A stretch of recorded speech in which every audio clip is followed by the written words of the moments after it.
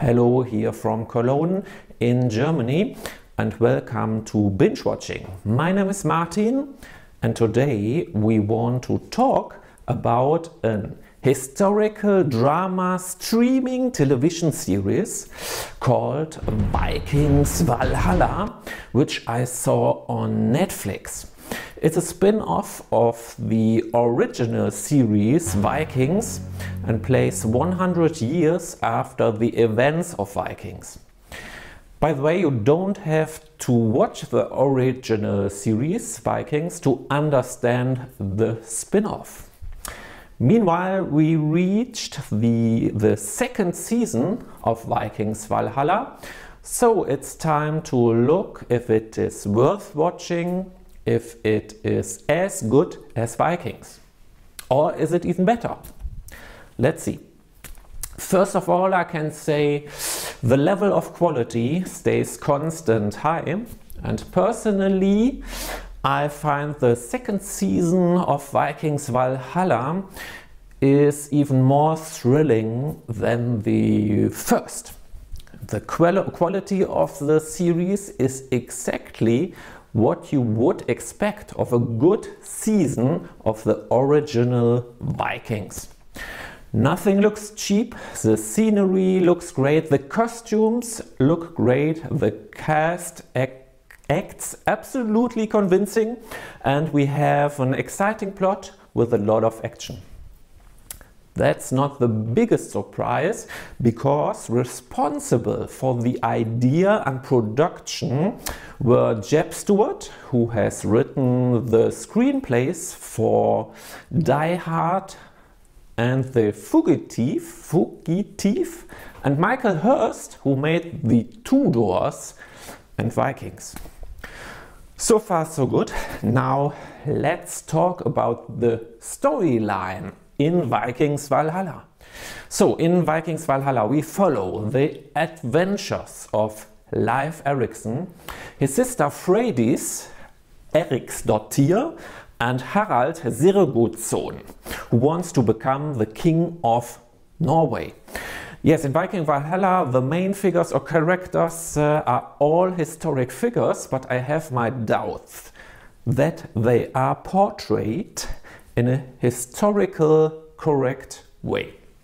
In the first season it's all about revenge. The English murdered all Viking settlers in England, and King Knut, or King Canute, the king of Denmark, and the rest of the Vikings want revenge. So we meet our heroes Leif, Freydis and Harald in Kattegat, the fictional town we know from Vikings, which is located somewhere in Norway, and from there our heroes are part of the Viking army which attacks England, which attacks London.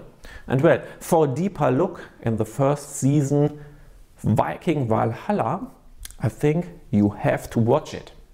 The second season is all about Harald, who wants to become the king of Norway, and his relationship with Freydis, who finally has to go her own way, and I can say a definitely hard way.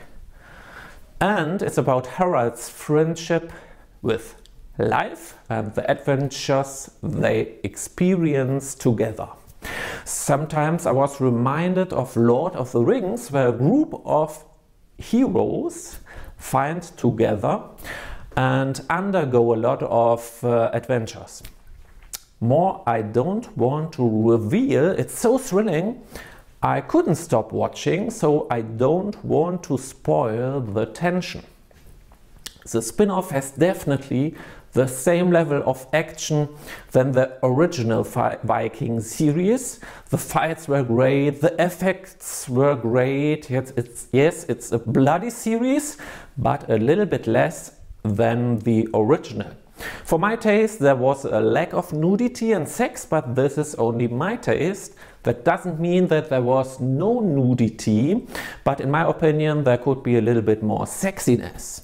Apropos sexiness, let's talk about the cast. Frida Gustafsson plays Freydis Eriksdottir. She's a Swedish model and actress, and I have to say chapeau.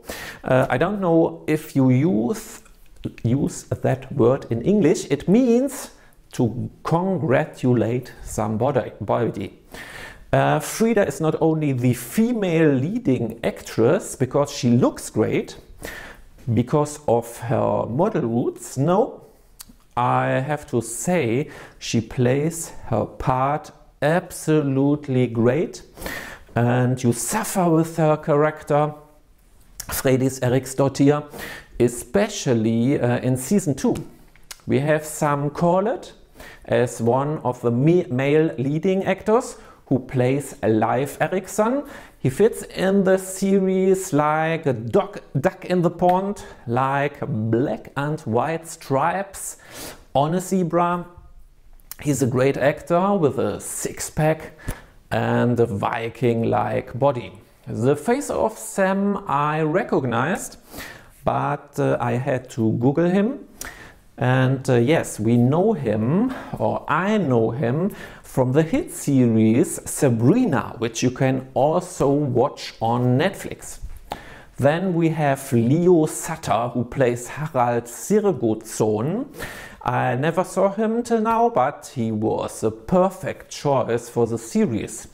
A man not only with great acting skills, no, also I can report a good-looking young fella, a good-looking young man with a body the ladies will like, especially the brutal six-pack. That's a six-pack I never have seen before.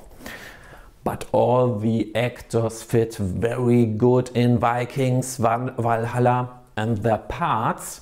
The casting team had definitely a very good day. Means they made a fantastic job. Yes, maybe not the most known actors in this series, but absolutely great personas which fit perfect. By the way, that would be great in other series and films too. Don't cast always the big names. No, go for a risk and bring some new blood in the industry.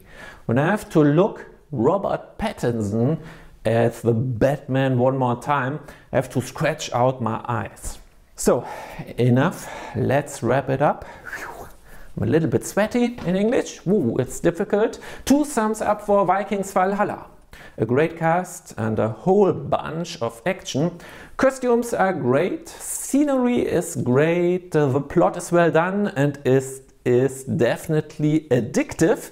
Means you can't stop watching, and that means it is binge watching at its best. So write it down in the comments. What is your opinion of Vikings Valhalla? And who was your favorite actor or actress? And do you know an historical series or film which is thrilling like Vikings? Write it down. I will watch it and maybe I make another video about it. So, I'm a little bit exhausted. My tongue has a knot, all the English words, and the Viking names, right? Very difficult for my tongue. But guys, leave me a like when you want, that would be very nice, and please subscribe, that would be very helpful. Thank you for watching and see you soon here at Binge Watching. Here at Binge Watching. See you. Bye. Peace.